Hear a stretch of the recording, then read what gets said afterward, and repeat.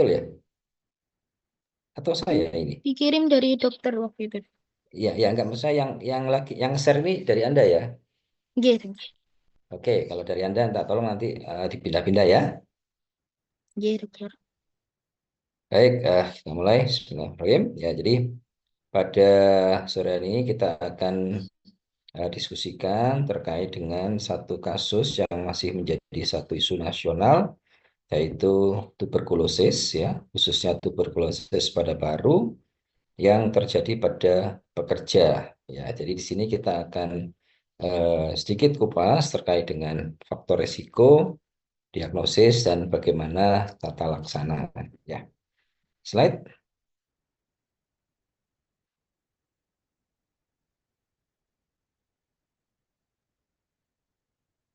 Ya,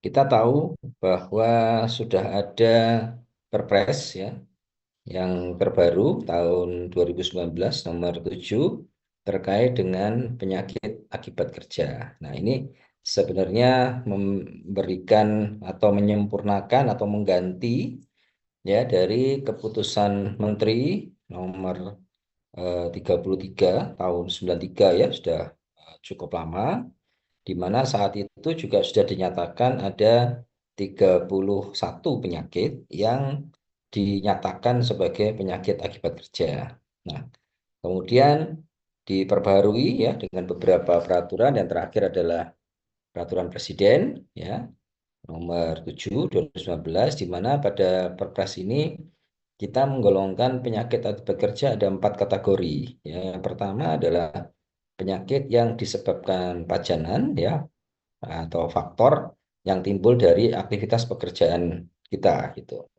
Nah, di sini pajanan itu bisa berasal dari faktor kimia, fisika maupun biologi. Nah, salah satu faktor biologi tentu adalah infeksi dari bakteri, virus maupun parasitnya. Ini disinilah tempat tempat apa ya, beberapa penyakit infeksi menular khususnya TBC yang harus kita waspadai. Kemudian pada penggolongan kedua adalah penyakit yang didasarkan pada sistem target organ. Nah, di sini ada organ pernafasan, organ kulit, kemudian pada otot dan kerangka, serta eh, pada mental dan perilaku. Jadi di sini tentu kalau kita berbicara tuberkulosis, maka yang terbanyak adalah tuberkulosis paru gitu ya, yang itu merupakan bagian dari organ saluran pernafasan. Nah, dari golongan kedua ini juga satu yang juga harus diketahui oleh anak sekalian, bahwa kita sudah menyatakan ada gangguan mental dan perilaku yang termasuk di dalam penyakit akibat kerja, tuh ya.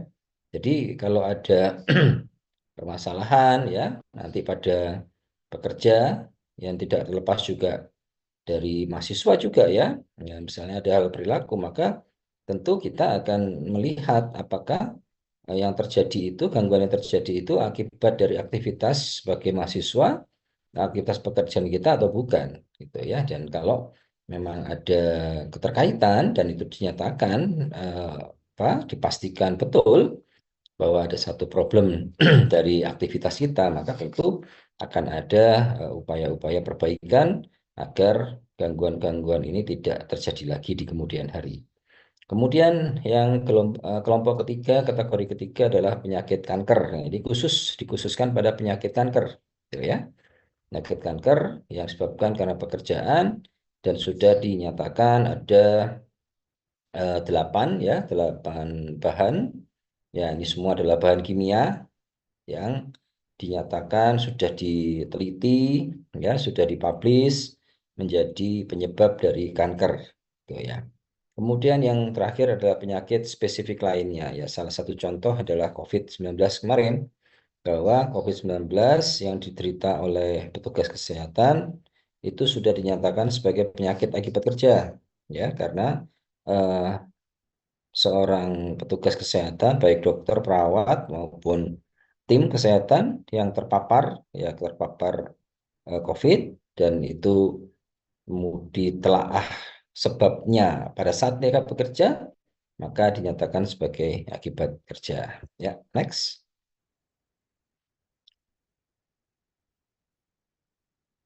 Bisa di next slide. Ya, ini data ya nanti dibaca saja. Ya, ternyata tuberkulosis kita di Indonesia ini sudah mencapai 1.000 ya, saya sorry 1 juta gitu ya. Ini data yang terbaru tahun 2022, 2023. Jadi kita ini sudah dapat medali perak gitu ya. Jadi kalau kita sekarang bingung ikut Olimpiade untuk dapat medali, ya ini kita dapat medali perak ya. Medali perak 1.000 medali perak. Nah ini kita nggak tahu ini harus berbangga atau harus sedih gitu ya. Karena kalau dapat medali perak nomor 2 itu harusnya bangga gitu ya. Tapi tentu ini menjadi hal yang tidak baik untuk Indonesia karena ini penyakit gitu ya. Dan kita tidak perlu iri kepada India gitu ya, yang jaraknya 3 juta ya. Nah, kita 1 juta kita nggak perlu ngejar India gitu ya. Biarlah India nangkring di atas sendiri, tapi kita harus selesaikan, jangan sampai kasus TB ini semakin meledak ya. Yang perlu kita waspadai adalah ternyata dari pasien-pasien TB ini masih banyak yang belum dilaporkan gitu ya. Ditemukan tapi belum dilaporkan. Nah, ini harus menjadi catatan kita. Kenapa ini bisa terjadi? Ya, apakah masih ada stigma? Ya, jadi jangan sampai orang lain itu tahu bahwa kita ini tuberkulosis nih, sehingga nanti akan didiskriminasi oleh teman-temannya atau oleh tetangga kanan kiri begitu ya. Nah, kemudian yang juga harus kita garis bawahi adalah ternyata cukup banyak kasus resistensi obat ya, atau disebut dengan TBCRO ya di Indonesia. Itu masih cukup banyak. Nah, dan TBRO ini pun ternyata belum semua terobati, belum semua mulai pengobatan. Jadi data menunjukkan bahwa lebih kurang 30 sampai 40 orang, enggak, sorry, 30 sampai 40% itu belum mendapatkan pengobatan yang adekuat untuk tuberkulosis resistensi obat ya, seperti kuliah sebelumnya ya. Nah, Indonesia cukup banyak, antara 30-40 itu belum terobati dengan baik. Nah, eh, selain tuberkulosis resistensi obat, kita juga punya PR tuberkulosis yang terkait dengan diabetes, tuberkulosis yang terkait dengan HIV/AIDS. Nah, ini menjadi PR kita bersama. Ya, kita tahu bahwa HIV, HIV itu kasusnya meningkat, gitu ya. Kasusnya tidak semakin menurun, semakin meningkat. Artinya kalau sekarang meningkat, tentu ini adalah proses terinfeksinya lebih kurang 5 tahun yang lalu, ya, munculnya sekarang. Ya. Kalau kemudian dikaitkan antara TB dengan HIV, kalau HIV meningkat, maka otomatis TB juga akan meningkat, prediksinya meningkat, gitu ya. Nah, begitu juga dengan diabetes. Kalau diabetes semakin meningkat dan TB itu dikaitkan dengan diabetes, maka diabetes pun akan memicu peningkatan dari prevalensi TB. Nah, ini yang harus kita waspadai sekalian, ya. Nah, Indonesia sudah mencanangkan gitu ya, eh, satu statement satu statement bahwa nanti pada 2030 itu akan diupayakan satu proses eliminasi TB ya, dan kemudian diharapkan 2050 menjadi bebas TB ya. Next slide. Nah, apa yang saya tunjukkan di sini adalah sebuah puncak gunung es gitu ya. Dan kalau kita memahami puncak gunung es selalu dikaitkan bahwa yang kelihatan hanya kecil, tapi yang di bawahnya gede gitu ya. Nah, mungkin kalau gunung es ini sudah terlalu terkenal gitu ya. Kalau misalnya kita rubah dengan fenomena lumpur lapindo gimana? Ya, yang keluar segitu ya. Tapi mungkin di bawah itu begitu besarnya, ya. Nah, kalau sudah ibarat seperti lumpur itu, satu bagian dia udah keluar, ya, menyembur, maka ini tentu tidak mudah untuk menutup, gitu ya. Karena satu ini dia meluber, gitu. Saya analogikan dengan TB bahwa kalau kita temukan satu kasus, maka satu kasus ini akan memberikan penularan kepada banyak orang. Ya. Sedangkan di bawah masih banyak nih yang menunggu, gitu ya. Masih banyak yang menunggu yang harus kita eksplorasi. Nah, sehingga kita harapkan kalian nanti pada saatnya, ya, Anda kan 2022 ya. Nah, berarti kira-kira ya kalau dianggap 7 tahun sampai selesai berarti 2029. Nah, 2029 kalian sudah jadi dokter dan punya tugas berat ini, ya. Karena 2030 diupayakan eliminasi, ya. Kalau eliminasi itu bukan berarti zero accident, bukan. Tetapi kalau sekarang di TB itu 300 lebih, maka kita harapkan di nanti 2030 angka temuan, angka kejadiannya cuma 65, 2030. Nah, kalau kita bagi rata 6 tahun, maka penurunan 300 ke 665 lebih kurang 150, sorry, 250 gitu ya, dibagi 5, maka penurunannya 50. Mampukah kita? Nah, itu kan pertanyaan kan itu. Padahal kalau kita lihat analogi tadi, bahwa TB dikaitkan dengan HIV, TB dikaitkan dengan DM, angka HIV meningkat, angka DM meningkat, maka logikanya TB akan meningkat. Nah, kalau sekarang harapannya turun, kemudian meningkat, nah ini kan tugas berat lagi buat kita bersama, ya. Oke, next slide. Nah, ini tadi gunung es ya, masih banyak yang harus kita pelajari untuk mendiagnosis ya. Next. Nah, kenapa menjadi fenomena gunung es TB ini?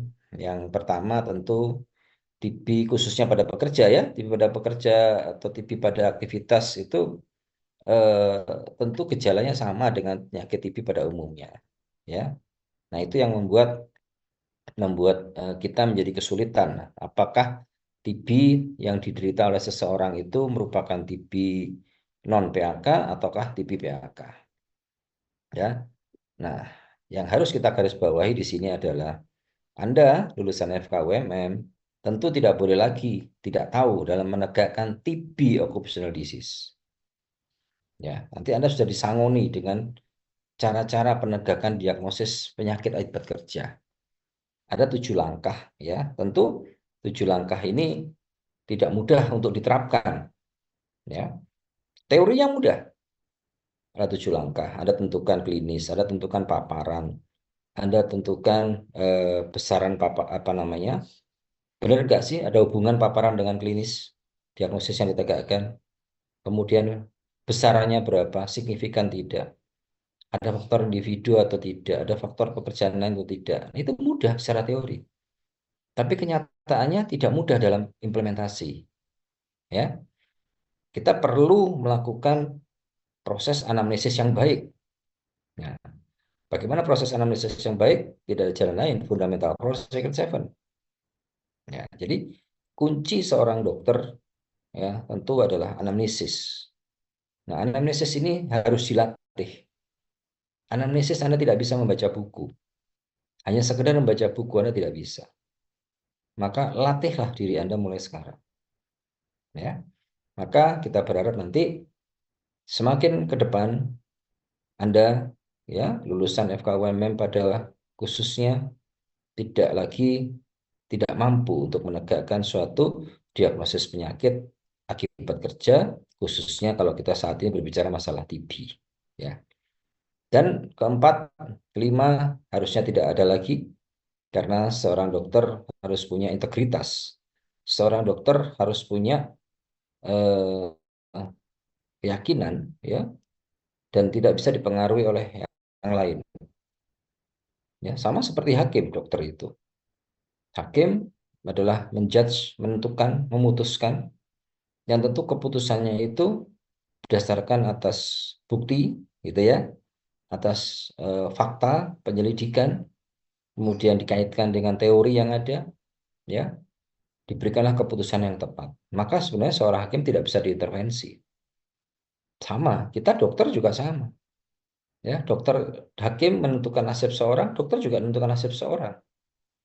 Ya, jadi dokter menegakkan diagnosis karena dia akan menentukan nasibnya. Diobati di mana? Perlu obat tidak? Gitu ya. Sampai kapan? Nah, begitu kita menegakkan diagnosis TB, maka kita bertanggung jawab harus menyelesaikan pengobatan sampai 6 bulan minimal. Nah, ini tentu menjadi bagian dari peran kita agar tidak terjadi TB resistensi obat. Karena kalau sampai berhenti, maka ya kita menjadi salah satu faktor yang menyebabkan terjadinya resistensi obat pada pasien-pasien kita. Next. Ya, ini kasus ya, kita tahu bahwa penyebab kematian di Indonesia nomor satu masih didominasi oleh gangguan pembuluh darah. Ya, dalam hal ini adalah stroke, hemorrhagic ya, cardiovascular attack ya, CVA, bisa hemorrhagic maupun obstruksi ya. Kemudian penyakit jantung ya, penyakit jantung koroner, kemudian komplikasi dari diabetes. Ya, jadi sebetulnya diabetesnya itu tidak menyebabkan kematian, tetapi komplikasinya, artinya komplikasi itu apa? Misalnya dari infeksi akibat dari gangren, nah, infeksi secara sistemik. Kemudian karena gagal ginjal, karena diabetes terjadi gagal ginjal, ya, yang pada suatu titik tubuh tidak mampu lagi untuk menerima cuci darah, ya.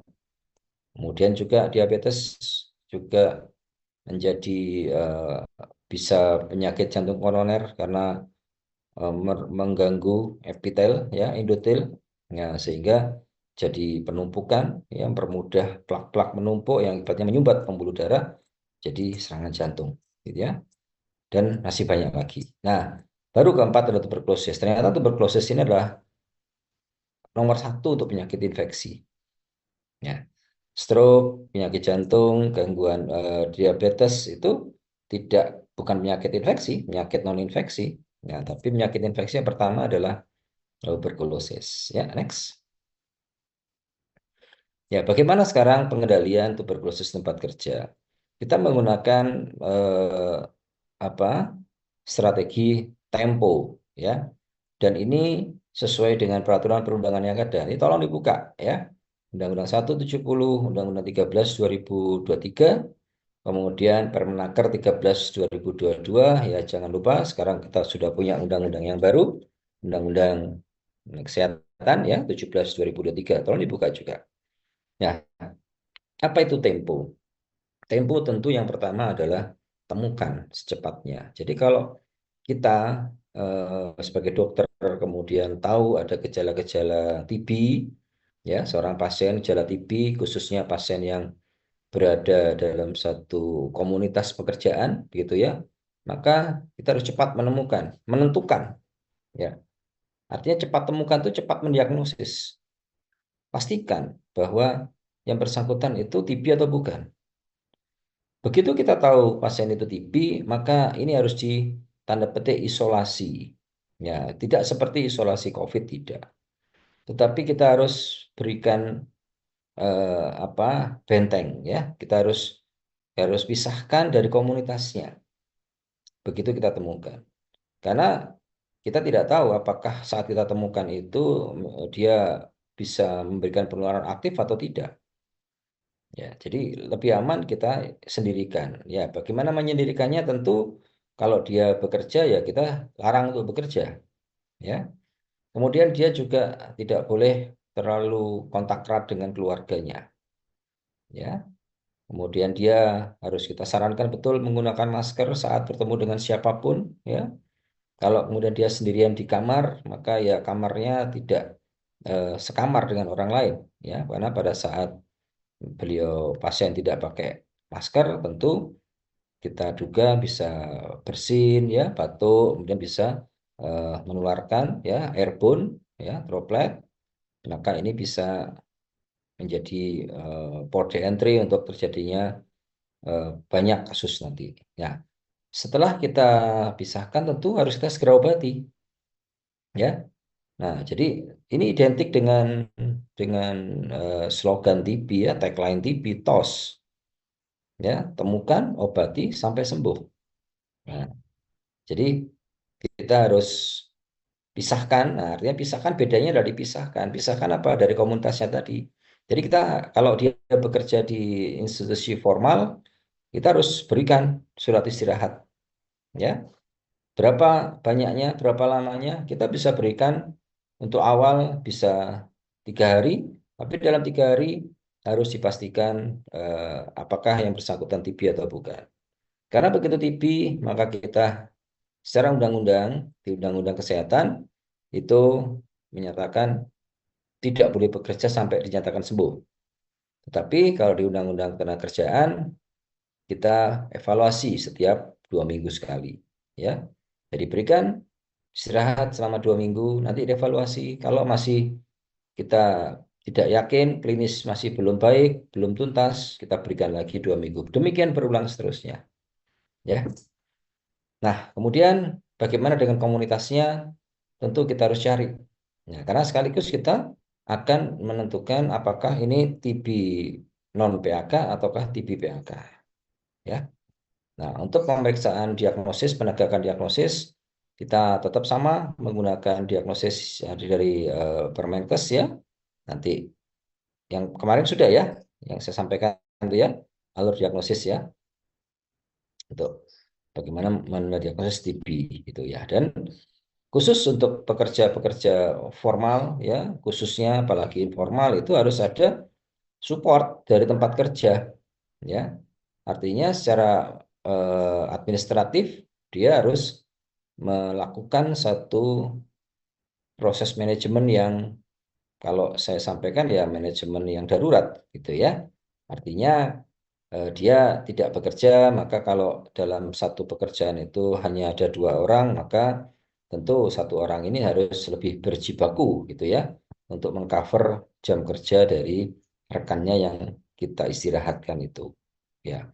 Kemudian dari pihak perusahaan, begitu dari pihak tempat bekerja, begitu kita sudah nyatakan positif TBC, tuberkulosis, tentu harus komitmen untuk mencegah jangan sampai eh, komunitas di dalam lingkup pekerjaan tersebut tertular ya, dan harus juga mendukung program surveillance yang dilakukan oleh eh, pelayanan kesehatan wilayah, dalam hal ini adalah puskesmas atau klinik tuh ya, maka harus mendukung untuk diberikan akses melakukan surveillance ya.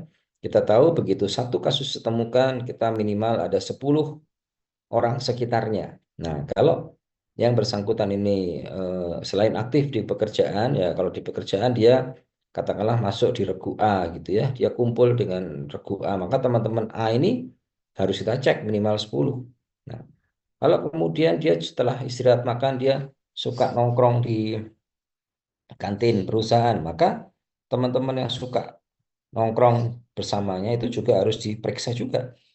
Ya, itu ya. Nah, demikian seterusnya sampai kemudian dinyatakan bebas ya, nol gitu.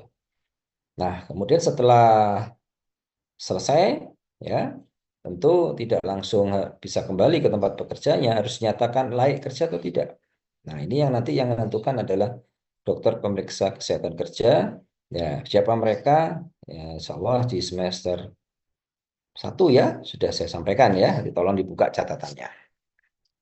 Ya, oke, next slide.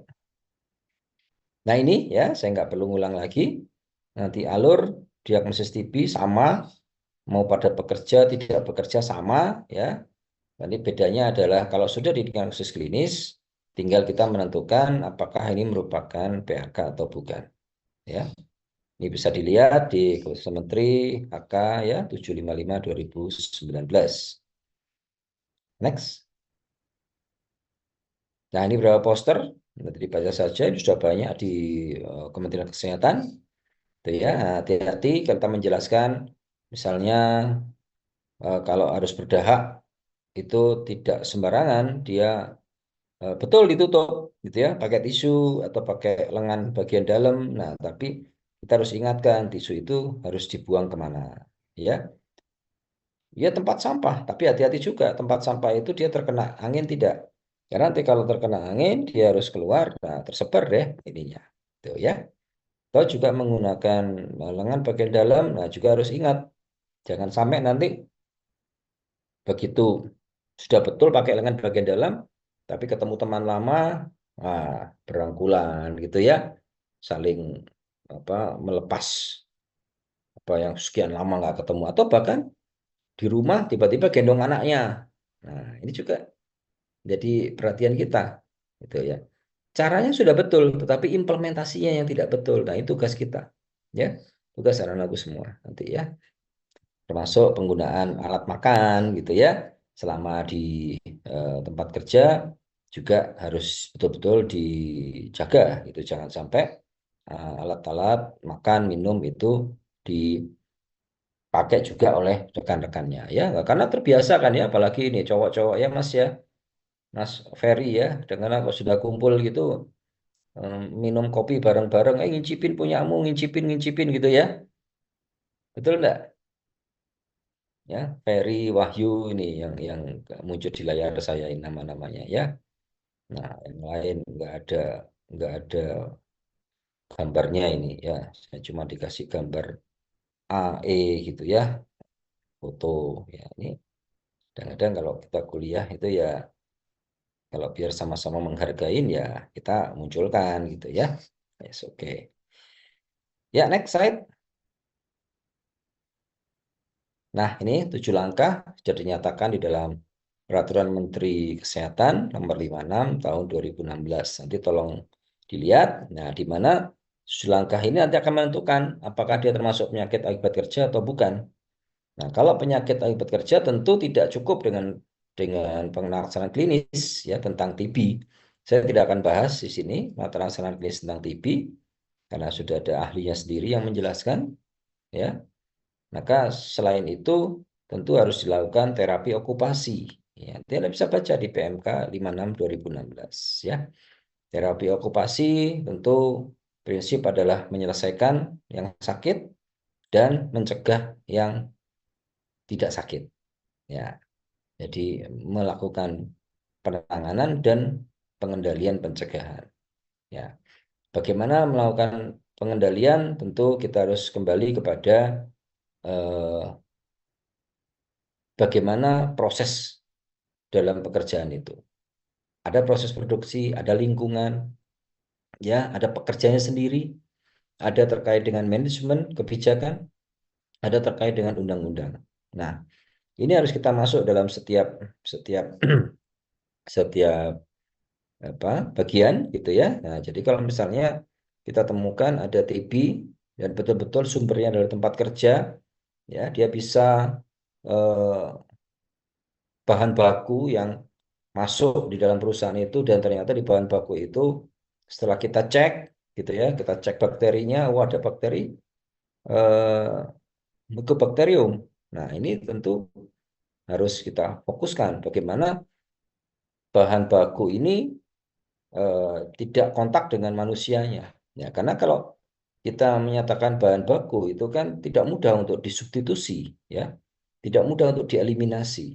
Ya, jadi kalau misalnya bahan baku datang, kemudian kita cek, ternyata mengandung kuman tuberkulosis, ya, maka kalau kita buang itu juga rugi. Nah, maka harus kita jadikan buat suatu activity yang untuk menyelesaikan masalah tersebut. Nah, bagaimana pengendaliannya? Ya, tentu mana yang paling mudah kalau dalam proses produksi, ya. Jadi kalau kita berbicara eliminasi, substitusi dan rekayasa teknik itu lebih ke arah penyelesaian alat dan bahan, gitu ya. Tapi kalau kita berbicara pengendalian administratif dan alat pelindung diri, maka itu lebih ke konteksnya mengarah pada pekerja atau manusianya. Nah, kita pilih mana? Gitu kan?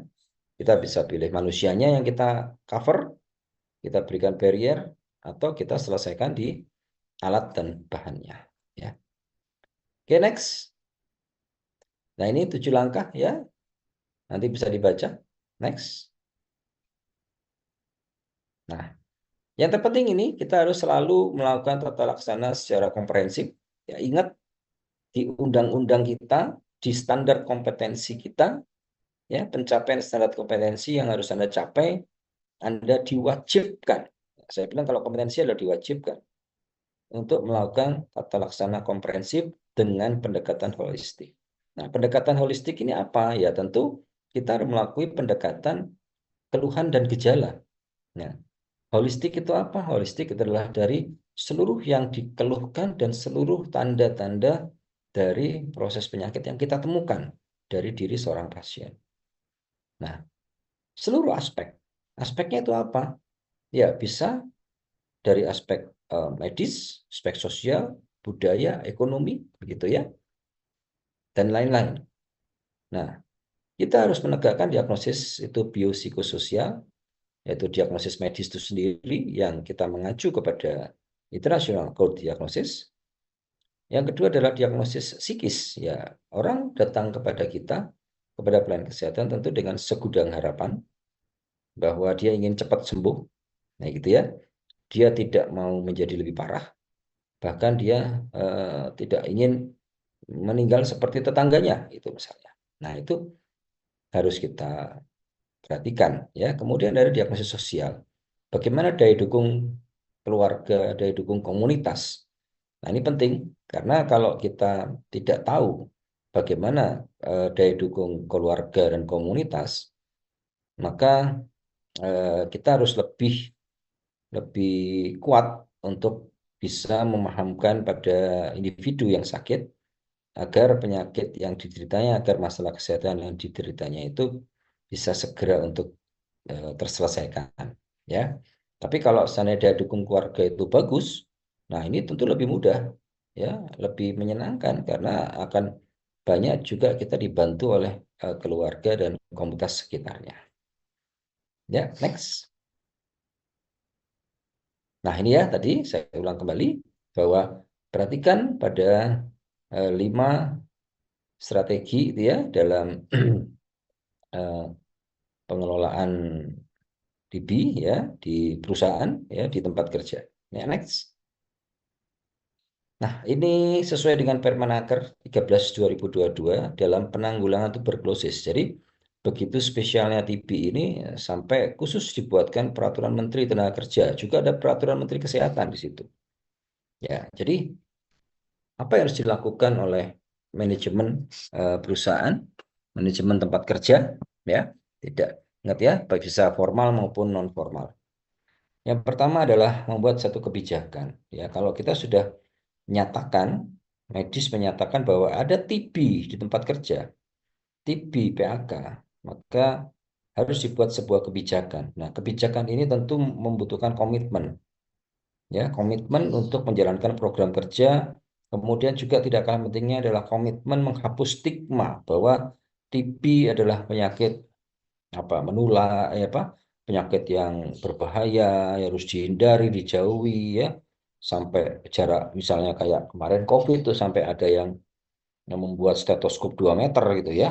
Nah, itu tidak harus seperti itu. Kemudian didiskriminasi. Jadi kalau misalnya sama-sama makan di kantin gitu, begitu orang yang kita tahu TB datang, yang lainnya pada pergi. Ya, itu kan sudah diskriminasi. Itu harus dibuat kebijakannya. Kemudian kebijakan dibuat ini harus disosialisasikan, diinformasikan, dan diedukasikan kepada yang lain. Ya, kita budayakan salah satu yaitu budaya hidup bersih dan sehat. Ya, itu perilaku hidup bersih dan sehat ini harus kita galakkan. Ya, salah satu yang terpenting ya. Jadi kalau kita berbicara PHBS itu tidak selalu cuci tangan, gitu ya. Sesuaikan dengan penyakitnya.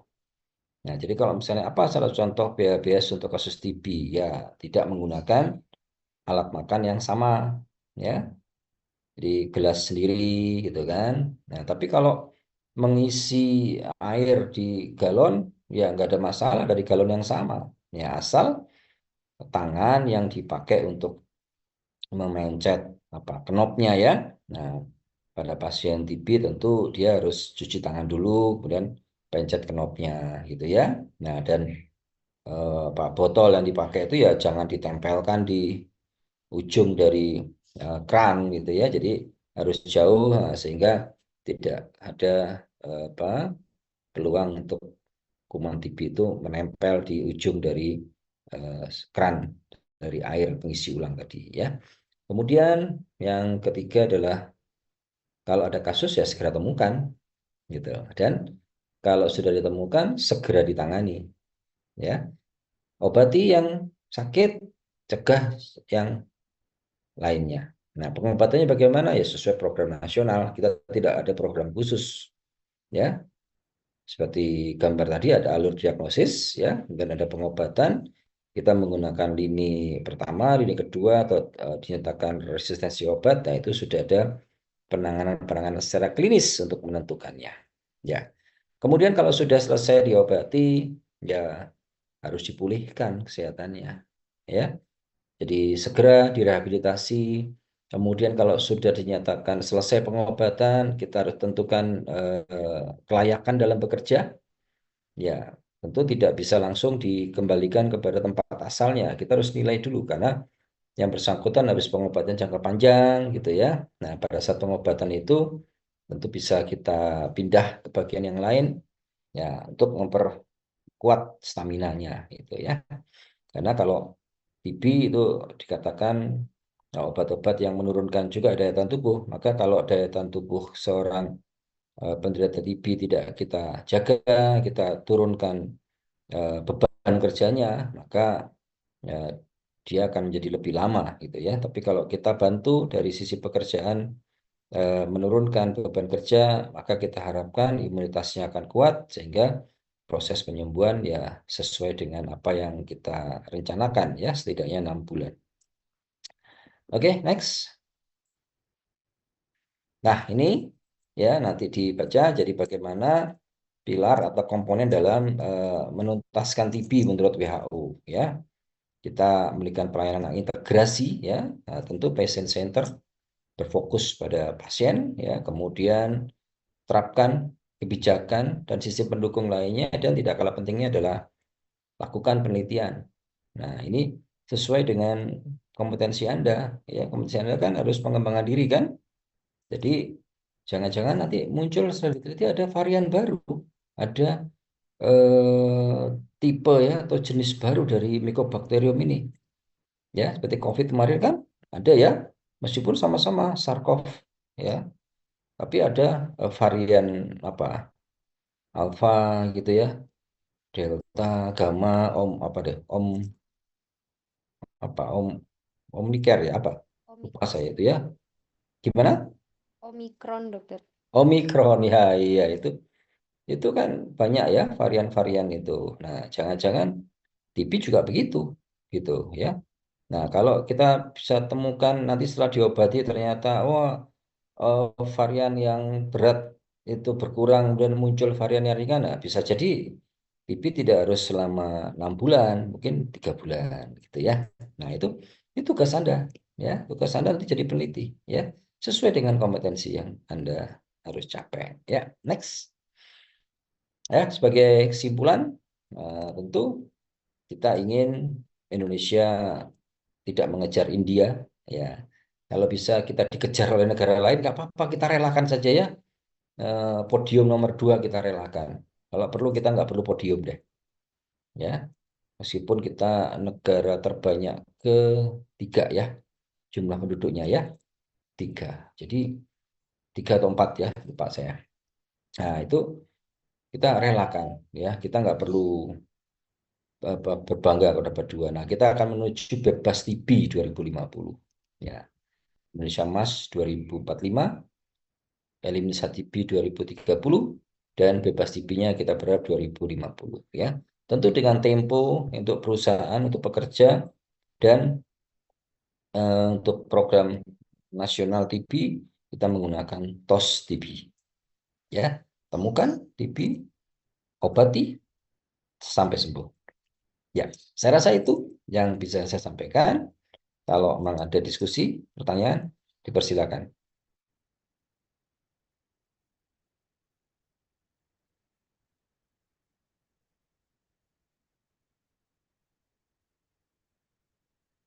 Gimana? Ada pertanyaan?